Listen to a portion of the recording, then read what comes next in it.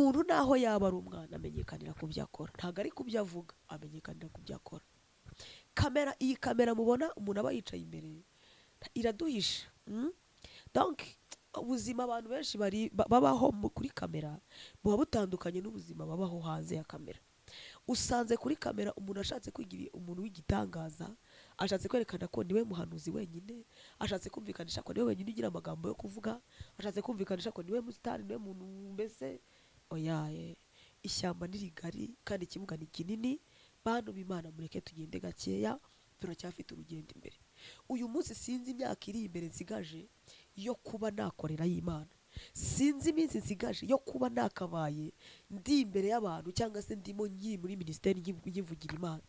Birababaje ko nakica kariyeri yanjye cyangwa se nakica calling, nakica umuhamagaro wanjye muri 2025, kandi Imana ibona ko no muri 2050 nzaba nkihari kandi nyivuga.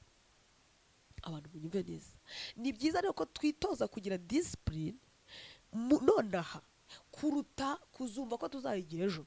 Discipline ntagize uyu munsi ntago nzayigira ejo hazaza. Reka tubasuhuze tubifuriza amahoro y'Imana, turabasuhuje mu izina rya Yesu, tubifurije kugubwa neza aho muri hose. Imana mwijuru aho umugisha, turabakunda, turabishimiye, turabanezerewe. Emwe wumve ngo nyine tubahaye hamusana, iminsi ibaye myinshi. Iyo mvuze ngo iminsi ibaye myinshi, maze iminsi mfite ibintu byinshi mugiyemo, amavugabutumwa ari menshi, cyangwa se nyine n'ingendagenda dushyiraho ibiganiro rimwe byatambutse mu minsi yaheze, ariko turashima Imana ko twongeye kugaruka. By'umwihariko dushimira abantu mudukunda kandi mutwiteho kandi mudahwema kumva ubutumwa buri mu byigisho dutanga cyangwa se mu biganiro tuba twanyujije hano kuri Mwafashwe Ryari official. Well, ni Sandrine Uwihoreye niko nitwa, ni umukobwa. Hari abantu bajya bavuga ngo akose ngo kuki ukunda kubivuga cyane. Nkunda kubivuga cyane kuko niwe ndiwe, ntabwo ndibuze kuza kuvuga ibindi bitari byo. Kandi ndi proud cyane, biranezeza cyane kuba nkorera Imana ndi umukobwa utegereje kugirirwa neza na Yesu mu ruhande rumwe, kugira ngo wenda nubakirwe cyangwa se kugira ngo nanjye ngire umuryango. Ariko mu gihe bitaraza hari ibindi Yesu akoze kandi bimpaye imbaraga zo kumukunda ndetse no kumukorera. Kandi hari ibindi Yesu anyujije imbere bitambuka, hari ibihe byinshi Yesu anyuranyije, hari amaboko menshi Yesu anyuranyije. Ndashimiye umuririmbyi umwe yaravuze ngo yanyuranyije amaboko y'ibitavuga Imana, aravanga ibintu Imana iherutse kunkorera binkoze ku mutima. Rero Imana ibaha umugisha, Imana ibagiriye neza, ndabakunda cyane cyane cyane cyane cyane. Nshimira abantu mu nkunda kandi munsengera, nshimira abantu mu nkunda mukanyandikira, nshimira abantu mu nkunda mugasiga commentaire mu biganiro mba natanze, nshimira abantu mu nkunda mukampamagara, nshimira abantu mu nkunda mukangurira amazi yo kunywa. Nk'abantu mwe turavuga ariko kandi hari abantu bashyigikira amavuta, vraiment ukabona umuntu ashyigikiye amavuta akavuga ati ni ukuri nabonye ubwiriza, numva uravuze, numva ndafashijwe, reka nanjye nkugurire amazi yo kunywa. Rero ni umugisha ukomeye cyane kugira abantu nk'amwe muyoborwa n'umwuka, buri wese agakora uko imbaraga ze zingana. Hari ukureba akavuga ati okay, ayo mazi ndayaguze, yanywe mukozi w'Imana. Hari n'ukureba akavuga ati kangusigire commentaire kubera ko waje wambaye ibintu bimeze gutya na gutya. Hari ukureba akavuga ati okay, reka nanjye iki kiganiro cyangwa se inyigisho nanjye nyisharinge mu bandi. Hari undeba akavuga ati okay, reka wenda nanjye, donc buri muhamagare wenda mubaze se umeze ute, ntacyo mfite cyo kuguha, ndagukunda ariko ndagusengera. Hariho umuntu ndeba akavuga ati okay, nanone sinjawe no kumuhamagara ariko reka mwandikire. Wow. Mwese ndabakunda, mwese ndabasengera. Bantu bakuri Mwafashwe Ryari official ndabishimira, nukuri muri abantu bakuru, muri abantu b'ingenzi ku buzima bwanjye, kubera ko niba hari ikintu cyiza kinezeza, iyo nshyizeho video yanjye nkabona cyangwa se nkashyiraho icyigisho cyangwa se ikiganiro nkabona hari umuntu umwe, babiri, batatu barimo barakireba kandi bagasigana comment, nukuri ntukajye ugenda udashyizeho commentaire kuko ndazisoma. Ushaka bamwe uti ibyo ushaka icyo ari cyo cyose, biterwa n'ikiganiro cyangwa se niba ari n'inyigisho nakoze, biterwa n'iyariyo, ariko ntukajye ugenda utavuze kandi Yesu aguha umugisha. Rero ndongenda bakiriye, bahaye ikaze, ndabakunda cyane. Byo kubivuga mba numva nahora mbivuga. Uyu munsi rero nje muyahe mavuta, nje kugira ngo tuganire kandi ubikunde kandi wumve bikuryoheye, kandi ntekereza ko Yesu ahantu nkuye n'ahantu anyujije, hari ahantu tunyuranye, hari urugendo tugendanye rw'ubuzima, n'ubu ngubu tukiri kumwe kugeza igihe nzavira muri uyu mubiri mumbonamo. Yesu tuzaba tukiri kumwe kuko nta gahunda afite yo kumutenguha wenda ngo mbivemo. Ariko reka mbabwire, hari ibintu Yesu akoze biduteye kuvuga, kandi twavuga ni ukuri ukumva hari ikintu tuvuze. Rero uyu munsi nje kubabwira ikintu kimeze gutya. Ni icyanditswe ndi bugende rumva na topic ntabwo iburamo icyanditswe. Ni imigani ya Salomo, yaranditse aravuga ngo imigani 20:11 yaranditse aravuga ngo umuntu naho ari umwana amenyekanira ku byo akora, niba ari umurimo we uboneye kandi utunganye. Rero ikintu nshaka ngo tuganireho singiye kubwiriza, ahubwo ndagira ngo turebe kubera iki muri iyi minsi hari akavuyo usanga kuri media ibintu byakomeye. Abakozi b'Imana byagenze gutya, abakozi b'Imana byagenze gutya, abiyita abakozi b'Imana byagenze gutya, abahanuzi byagenze gutya, abiyita abahanuzi byagenze gutya. Kubera iki muri iyi minsi abahanzi byagenze gutya, abapasiteri runaka byagenze gutya? Kubera iki muri iyi minsi ari iminsi tubona isa naho igoranye ku ruhande rw'abantu bita abantu b'Imana? Hari igihe twagiye dusenga Imana mu minsi yashize. Iyo mvuze mu minsi yashize ni mu myaka itambutse, hakiriho ububyutse, abantu birirwa bagenda bajya mu misozi, insengero ari nyinshi, ahantu hose wumva ingoma zivuga.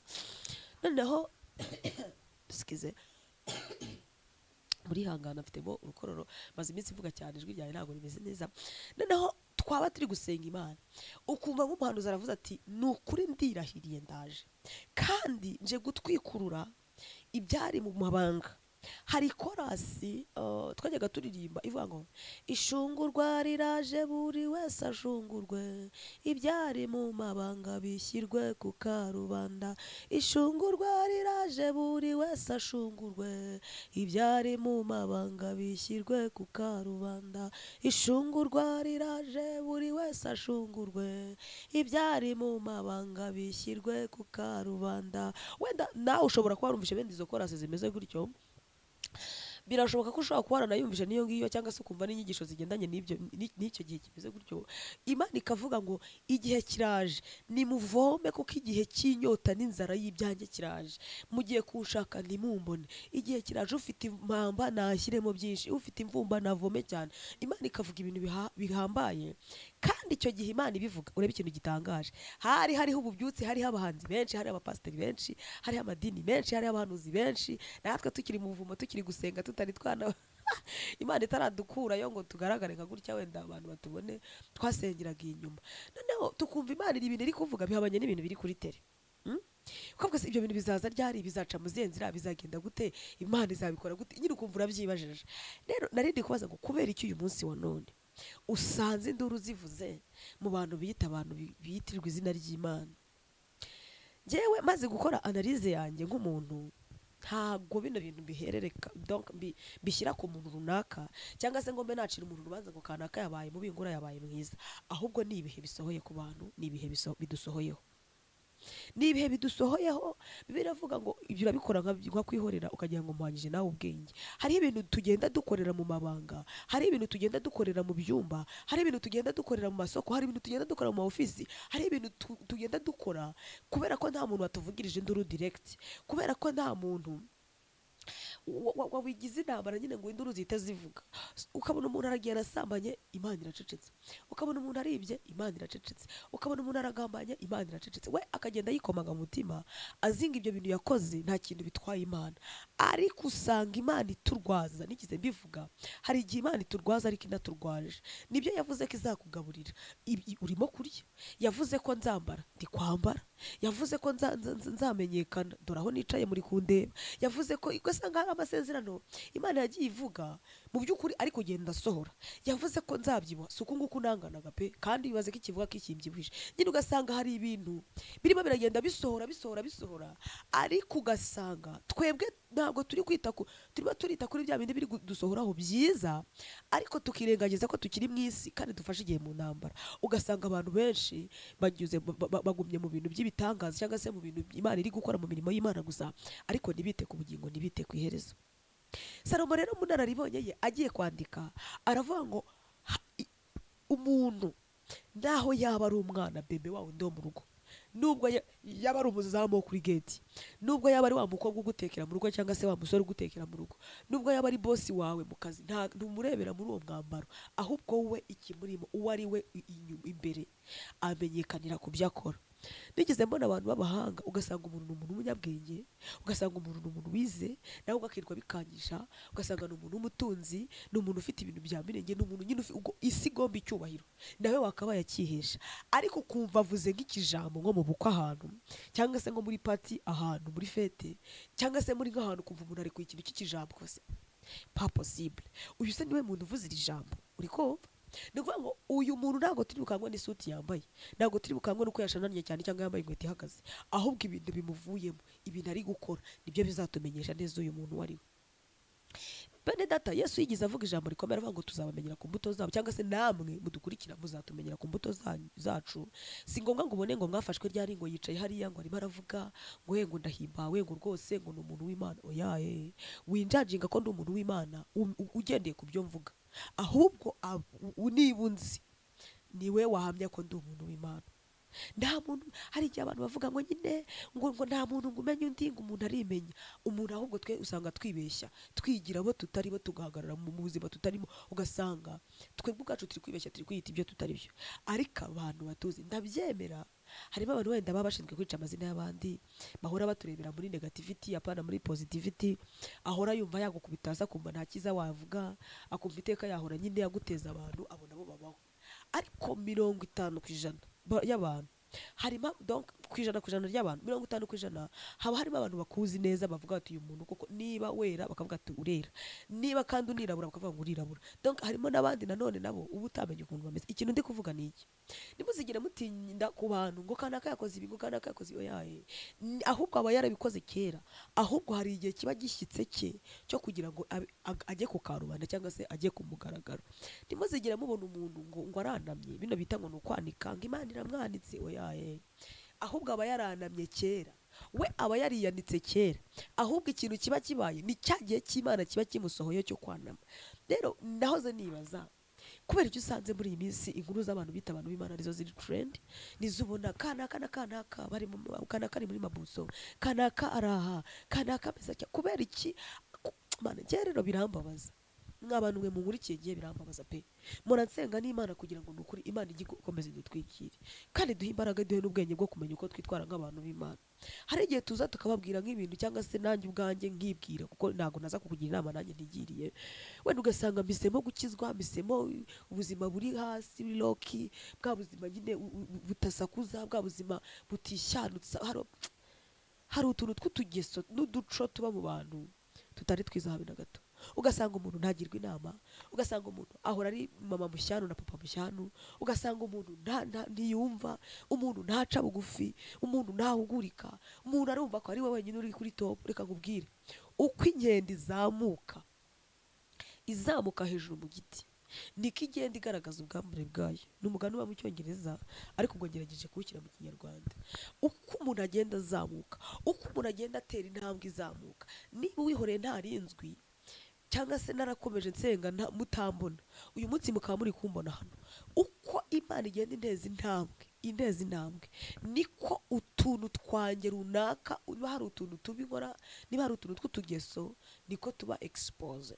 Rero uko umuntu agenda azamuka ku ntera, niko niba tuvuge najyaga ndwanywa wenda n'ingabo 1000 ntazwi, uyu munsi nicaye kuri kamera numva ko narwanywa wenda n'ibihumbi 10, kubera ko buri rwego rwose rugira intambara zarwo, buri zina rigira intambara yazo. Niba umuntu yari singo agira intambara arwana ari singo ari celibateri, niba umuntu abaye mariye agira intambara arwana nyine nk'umuntu uri mariye, niba umuntu wenda yari umukene agira intambara arwana z'ubukene, niba umuntu yatangiye gukira agira ibintu arwana nabyo by'ubukire. Umuntu niba yagendaga n'amaguru, iyo ni intambara ari kurwana yo kugenda n'amaguru. Niba umuntu yagize imodoka, aratangira kurwana na essence cyangwa se nyine y'igitoro, atangira arwane nayo igaraje, atangira arwane n'amakontrivasiyo, ibintu byinshi, arwane n'ibintu byinshi cyane. Uko rero umuntu agenda azamuka, niko ubwambure bwe bugenda bujya hanze, cyangwa se niko ibintu byakabaye bimufata umwanya biba byinshi. Njya nkunda kubwira abakozi b'Imana, njyewe mba nihereyeho aho mutandeba, njya nkunda kuvuga ngo nubona Imana ikuzamuye ukabona urimo uragenda abantu bagutega amatwi, niba wasengaga rimwe senga kabiri. Hari amavuta wari ufite urebwa wumvwa n'abantu bo muri karitsiye, mu mudugudu iwanyu, ku rusengero rw'iwanyu. Uyu munsi Imana ikugire neza, uri kumvwa wenda no mu gihugu hose abantu utanazi naho bari. biragusaba gusenga cyane kugira ngo urusheho kugira package uzahereza bano bantu bagukurikiye. Rero niyo mpamvu content wazanye nibura uzajya mu bintu bitari ngombwa, bidashimishije, bidesheje Imana icyubahiro. Niba wasengaga kugira ngo Imana igutabare, uyu munsi ukabona ubutabazi buratinze kandi uri mu bantu cyangwa se hari ukuntu izina ririmo riragenda rizamuka, niho hahandi uzakora ibintu bidakorwa. Njya nkunda kubwira abantu, njyewe ntibyagutangaza usanze nitegeye igare, ntibyagutangaza usanze ndi kugenda n'amaguru, kuko hiti wagira, hari hiti ziza zikarenga amazina abantu bafite. Hari uburyo wenda Imana iguha kumenyekana. Uyu munsi nta muntu waruzi, ariko ntungurwa no kubona umuntu w'imusanze ambwiye ati ndimo ndakureba, narebye icyigisho cyawe. Ntungurwa no kubona umuntu wenda uri muri Canada ambwiye ati sinzi ukuntu mbigenjeje, mbanguye ku byo wavugaga. Niki kibaho icyo gihe? Ntabwo kuba ndebwe n'umuntu uri muri Canada bizatuma niba nabaga wenda mu buzima butuma ntega moto nzajya gutangira gutega taxi voiture. Sinzi ikintu kiba mu bantu mwoka byaramwe, tuguye ahantu hato ku kantu k'amafuti, ariko abantu nimunyumva munyumve mwoka byaramwe, nta bindi bintu nzanye, ngiye turi kwiganirira. Umuntu naho yaba ari umwana amenyekanira ku byo akora, ntabwo ari ku byo avuga, amenyekanira ku byo akora. Iyi kamera mubona umuntu aba yicaye imbere iraduhisha. Donc ubuzima abantu benshi babaho kuri kamera buba butandukanye n'ubuzima babaho hanze ya kamera. Usanze kuri kamera umuntu ashatse kwigira umuntu w'igitangaza, ashatse kwerekana ko niwe muhanuzi wenyine, ashatse kumvikanisha ko niwe wenyine ugira amagambo yo kuvuga, ashatse kumvikanisha ko niwe musitari, niwe muntu mbese oyaye. Ishyamba ni rigari kandi ikibuga ni kinini. Bantu b'Imana mureke tugende gakeya, turacyafite urugendo imbere. Uyu munsi sinzi imyaka iri imbere nsigaje yo kuba nakorera y'Imana. Sinzi iminsi nsigaje yo kuba nakabaye ndi imbere y'abantu cyangwa se ndimo nyi muri ministeri nyivugira Imana. Birababaje ko nakica kariyeri yanjye cyangwa se nakica calling, nakica umuhamagaro wanjye muri 2025, kandi Imana ibona ko no muri 2050 nzaba nkihari kandi nyivuga. Abantu munyumve neza. Ni byiza rero ko twitoza kugira discipline nonaha kuruta kuzumva ko tuzayigira ejo. Discipline ntagize uyu munsi ntago nzayigira ejo hazaza. Discipline ntagize ejo hashize, byashoboka, ariko basi reka gusora uyu munsi. Rero ndi kwinginga abantu b'Imana, ushobora kuba uri umuririmbyi, ushobora kuba uri umuhanuzi, ushobora kuba uri umuvugabutumwa, ushobora kuba uri umushumba, ushobora kuba uri n'umukristo usanzwe, nyaboneka ariko barurirwa mu gisekuru cya Yesu. Ndakwinginze kubw'imbabazi z'Imana, nimugabanye, tugabanye, tugende gakeya. Ntabwo tuzi iminsi dusigaje imbere Yesu atugira icyizere cyo kumukorera. Kubera iki nakizira? Navuze ibivugo. Kubera iki nakizira? Nakoze ibikorwa. Biravuze ngo umuntu naho ari umwana amenyekanira ku byo akora. Njyewe ngira umubabaro w'abantu b'Imana, ngira passion, nyine sina passion, ngira umubabaro nkumva ngize nk'umuhate. Yaba byarashoboka wenda hakaba hari nk'ahantu abantu b'Imana bahurira bagakora nk'ingando, bakongera bagahugurana. Kubera ko muri ibyo yaravuze ngo kubona kwabo kwiza barahugurana. Usanze tubaye mu buzima bwo gupingana, kanaka ntaga n'umuhanuzi, njye muhanuzi, kanaka ntacyo avuga, ninjye ufite icyo kuvuga, kanaka ntacyo abona, ninjye ureba, kanaka ntacyo. Mana nyagasani, iyaba Imana yari yifashije ikaduha nk'ahantu ho guhurira, hari tukongera tugahugurana, tukongera tukibukiranya iby'iyi nzira, tukibukiranya iby'uru rugendo. Turi kwiganirira, nta bibazo, nta muntu dufitanye ikibazo, nta muntu ntekereza ko twanakigirana. Uwihore Sandrine, ndashimira Imana, nta deni ngira Mana, nta muntu numva ko natambuka ngambwira ati we keretse wansagarira. Ariko ikintu ndi kuvuga ni iki: nimureka tubeho ubuzima bwa gikristo, kandi nubona ko ngiye wihoreye ntashyitse cyangwa se natandukiriye, mpugura aho kugira ngo nteze abantu, mpugura. Ikibazo rero njya mbona suko abantu banze guhugura abantu b'Imana, cyangwa se abantu b'Imana banze guhugurana hagati yabo. Ahubwo ikibazo ndi kubona ntabwo abantu bagihugurika kubera ko harimo gupingana. Uyu munsi wa none numpamagara ukambwira uti mwafashwe ryari uraho, ni muraho, ati rero ati narebye ati rya jambo wavuze cyangwa se ikintu iki, nyaboneka mukozi w'Imana wari ukuriye kuvuga kuriya, wari ukuriye kugenda gutya, nshobora guhita mwana wowe umbwira urinde. Ni urugero nyine. Nuvuga ngo kwiremereza no kwikakaza kandi twikanze ikintu kidahari. Simbizi, ndimo ndasenga Imana mfite umutwaro, kuko ibi mubona hirya y'ibi hari ububyutse Imana izasuka mu gihugu. Hirya y'ibi mubona ndafashijwe kandi hirya y'ibi mureke kumena amavuta hano muri 2025 mwe muretse gatoya ntabwo uzi ikintu Imana itegura 2028 cyangwa 2026 ushobora kubona uyu munsi wa none ni iby'isengero nyinshi amazu menshi arafunze, kujya mu butayu ntibyemewe, ingamba zirafatwa buri munsi. Ni nabyo dushimire guverinoma, leta y'u Rwanda iba yamaze kubona ko hari yewe nizerera muri guverinoma yanjye, nizerera muri leta yanjye kubera ko numva ko imyanzuro yose ifashe ari mu buryo bwiza bwo kureberera abaturage. Ariko nkatwe nk'itorero basi niba bigenze bityo turi gukora iki? Bayibiri avuga ngo mbese imfatiro z'umukiranutsi zisenyutse umukiranutsi akora iki? Nimureke muze twinjire dusenge tubaze Imana ikintu kigiye gukurikiraho. Ariko twe turi gusenga none aha ngaha Imana iravuga ubyutse nyuma y'ibi. Rero birasaba ko wihorenda inda amavuta cyangwa se ngarushaho gusenga Imana, hanyuma ejo n'ejo bundi Imana ikankoresha icyo yamamagariye. Mwokabyara mwe ndabinginze kubw'imbabazi z'Imana. Naho ze ndi gusoma hano ngira akadayari gato yanakagifite umuntu yamaye keza je na apreciate mu buzima niba ari ikintu kinezeza n'impano. Aka kantu umuntu yakamaye ndaseka, akamara n'akandi kantu mu gitondo mbyutse ndavuga ariko si ubukoko bungawe ndumirwa. Twagiye tubaho nyine nta binezero tubona ariko turi mu gihe cyo kunezerwa.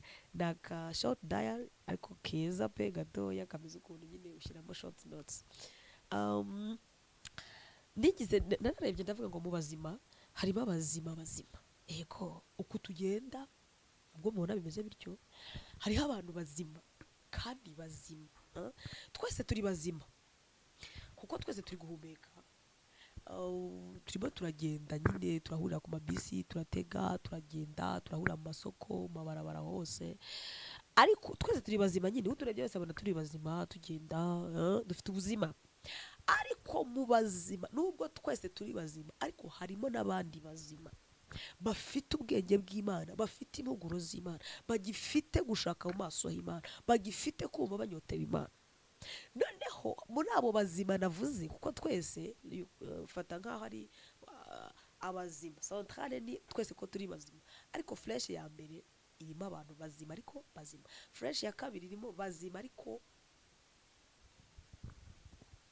bimwe bita ngo ni ugupfa umuntu ahagaze, bazima ariko bapfuye bahagaze, bazima ku mubiri ariko mu bwenge ubona ko bamaze gutokorwa, bazima mu mubiri ariko ubona ko mu bitekerereze bamaze kwangirika, bazima ariko ubona ko byamaze kuyoberana. Donc harimo abantu bazima ariko harimo n'abazima bugaragara nk'ari bazima ariko barapfuye mu bitekerereze, mu myumvire, mu mivugire, mu mirebere, mu myambarire, mu misokoreze, mu minywere. Hari abantu barangiye complètement. Ikintu ndi kuvuga ni iki rero? Ntabwo tugomba icyubahiro mu gihe wowe utakigombye, kuko Bibiliya yavuze ngo umuntu naho ari umwana amenyekanira ku byo akora. Excuse me, ntabwo ngomba icyubahiro mu gihe wowe ubwawe utakigombye. Nanjye ubwanjye si ukingomba mu gihe ngiye ntakigombye. Icyubahiro ntabwo umuntu agisaba ngo nyubaha, ahubwo icyubahiro tugitanga kuko tubona ko uwo muntu akwiriye kubahwa.